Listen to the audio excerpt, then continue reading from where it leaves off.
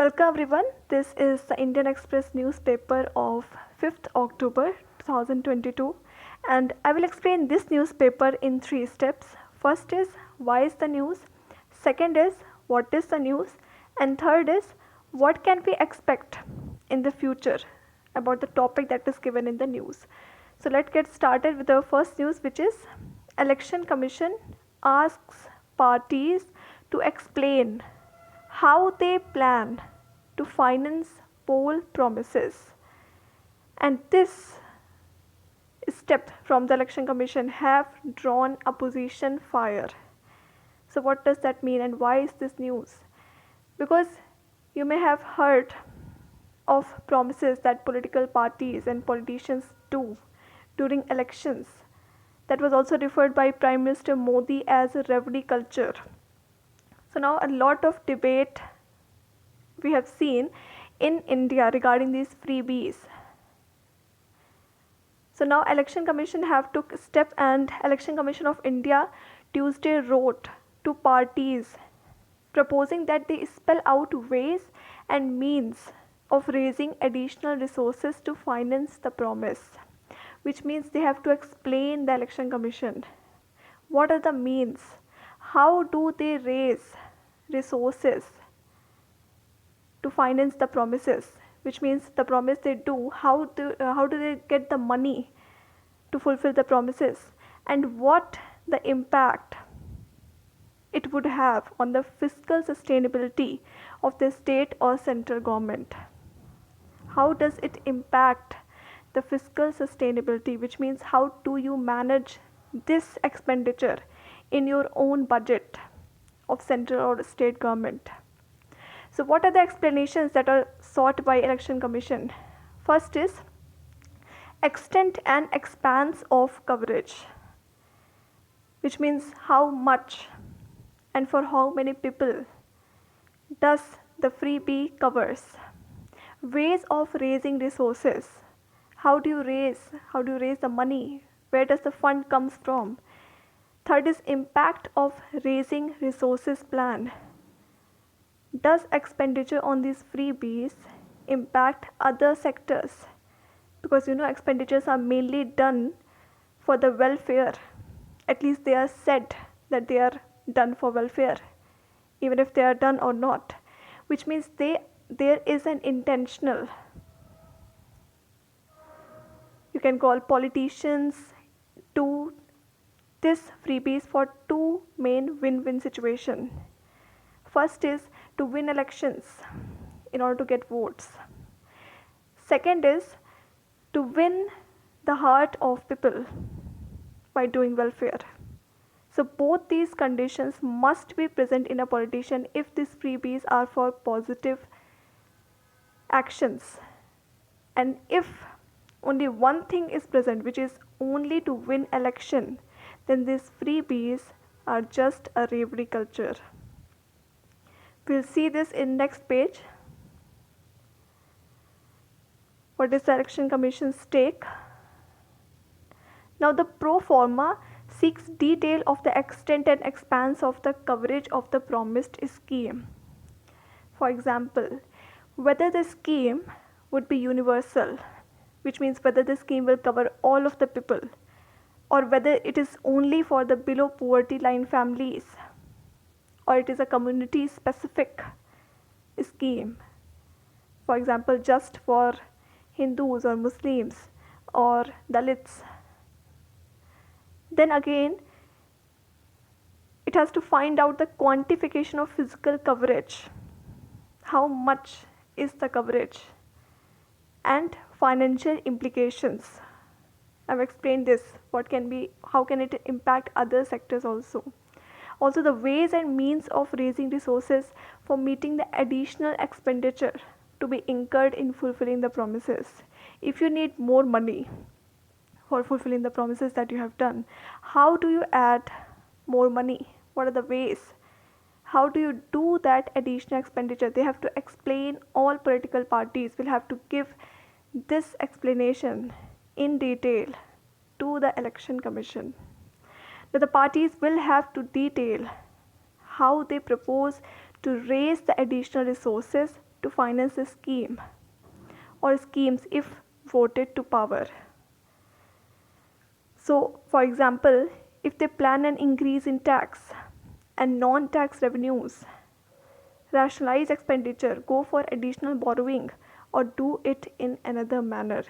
In simple words, I can tell you that this is if politicians do promise that you vote this party or party and we will do this welfare for the sector or for any segment of people or for universal people.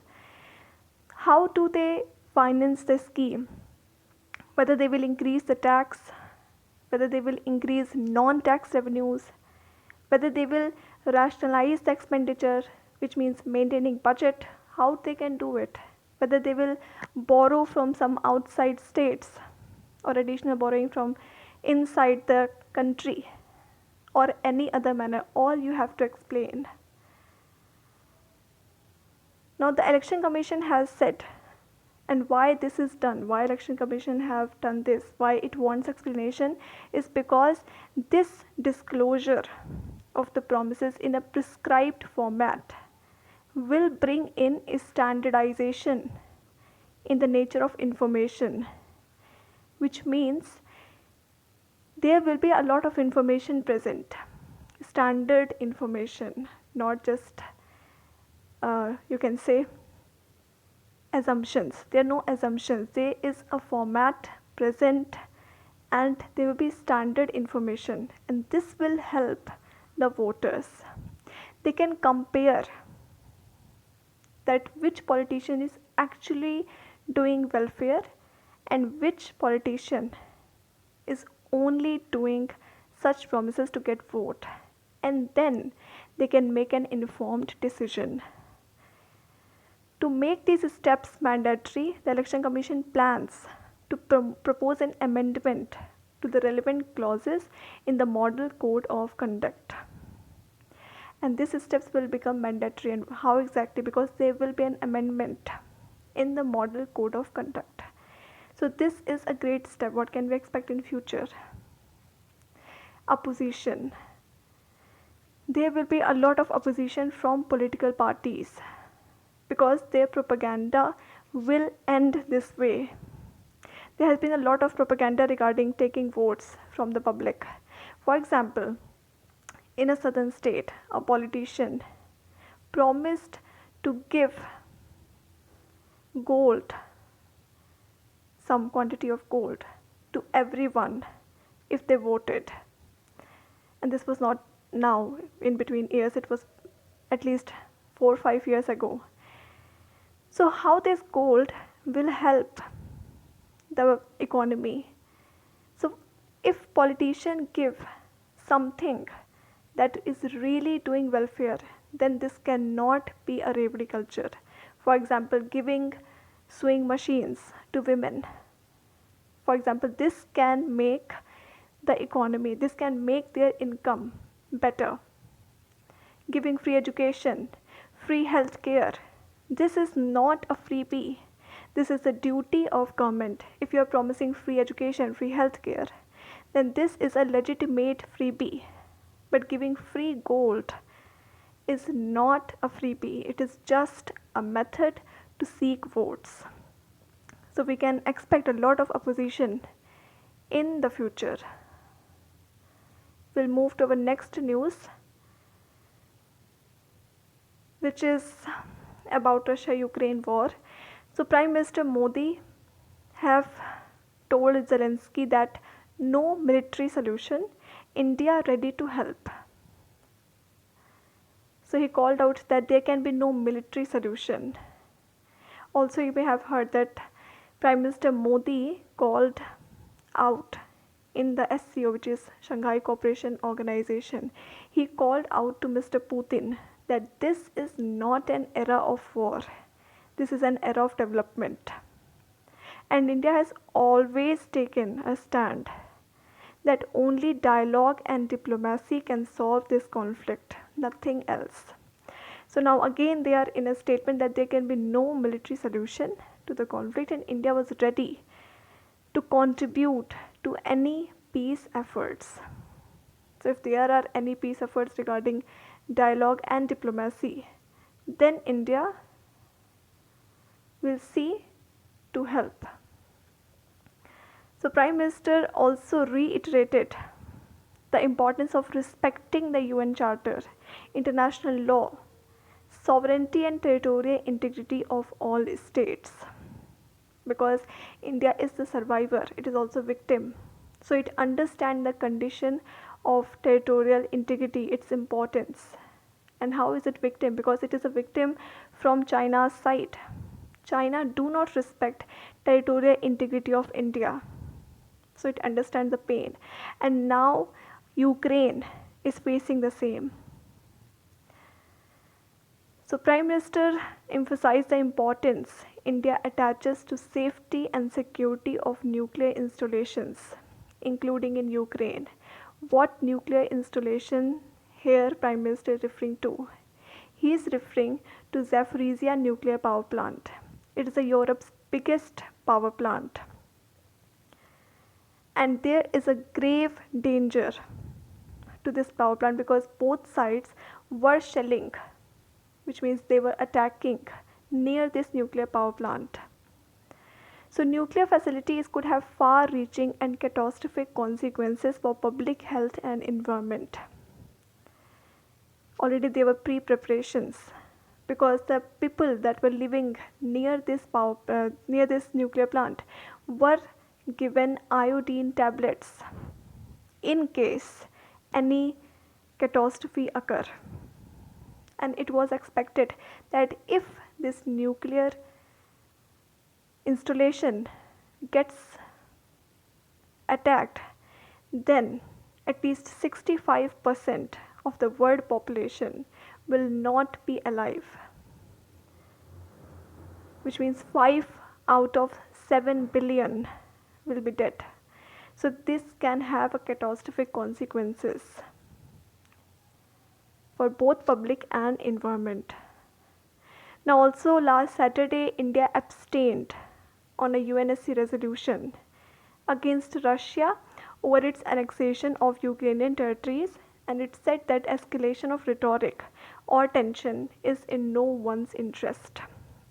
So there was a resolution that Russia has annexed 4 territories of Ukraine and India abstained from the vote. It means it haven't voted. And also it said a statement that this tension, this escalations is in no one's interest. It can neither benefit Ukraine nor Russia. So this is what we see. Now what can we expect in the future? India is trying to maintain peace since the start. But India cannot take sides because it is seeking its own national interest. It is taking oil from Russia. And also it has historical connections with Russia too. And you can see also the Ukraine. Ukraine is calling that every barrel of oil that India is taking from Russia has Ukrainian blood in it. But in spite of that, India has taken neutral position. It will maintain neutral position. So this is about India. What about Russia and Ukraine? They are not going for negotiations, neither they are going for peace. Both sides are fighting and the end of war seems very blurry. So there is no nearness to this end of war. So next is the city page. Here again is a city page. Most of the news is regional. Next come government and politics page. Here only one news is important and just headline a little bit. OBC's quota in Bihar municipal polls illegal. This is by the High Court. So the Patna High Court on Tuesday declared as illegal. And what was declared illegal? There was a reservation of seats for OBC and extremely backward classes. And reservation for what? For election to the municipal bodies in Bihar. And now Patna High Court have ordered that there can be only polls which means there can be elections only when these areas, these parts, will be treated as general category. When reservations will be withdrawn, then only there can be elections. So this was only. Also, you may have heard that Bihar is making its own OBC list. This was a main issue regarding center and state.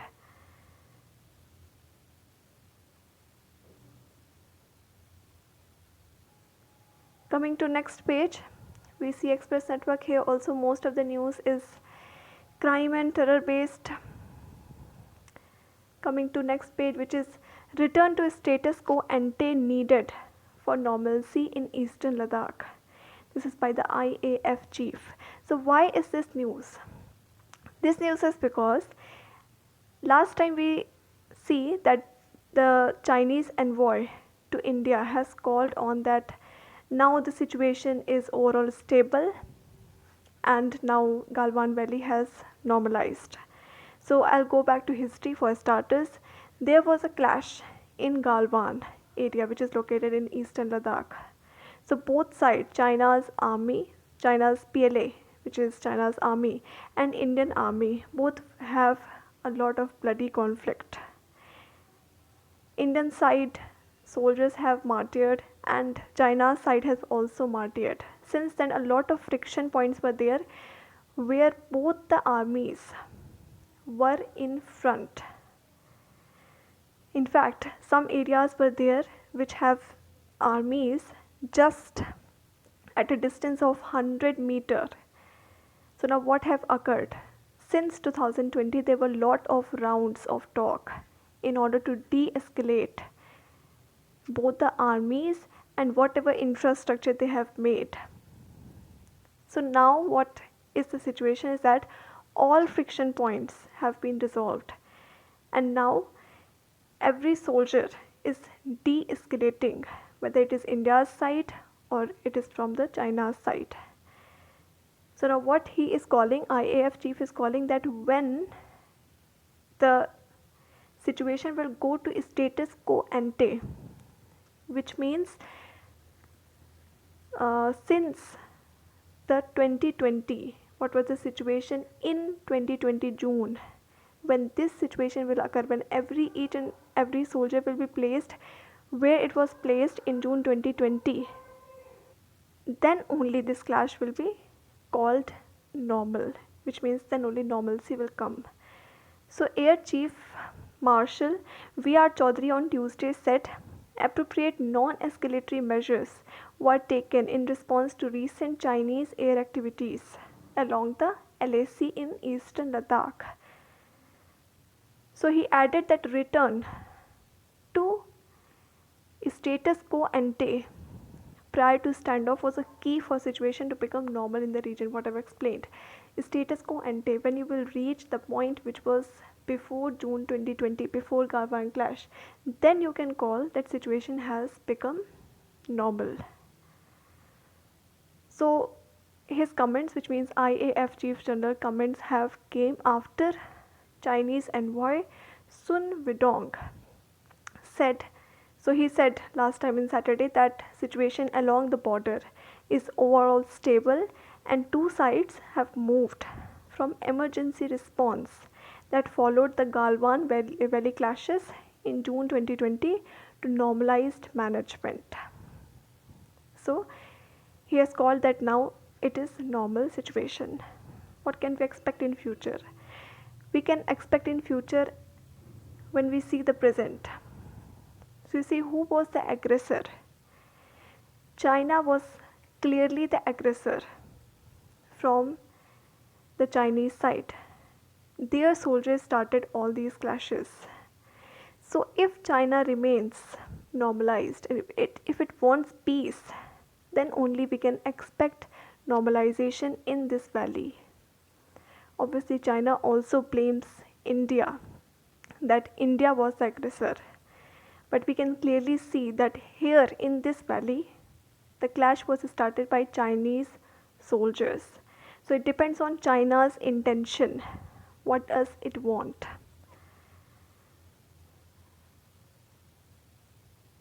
Now moving forward to next page. You see today's economy page have most of the news from global economy, and you see Sony G merger, this is a private news. So today's newspaper economy page, it does not have much news, in fact no news you can call regarding to national interest. Then comes the world news. Here is only one headline important, which is Zelensky signs decree rules out any negotiation with Putin as impossible, which means there can be no negotiations with Russia. It is impossible.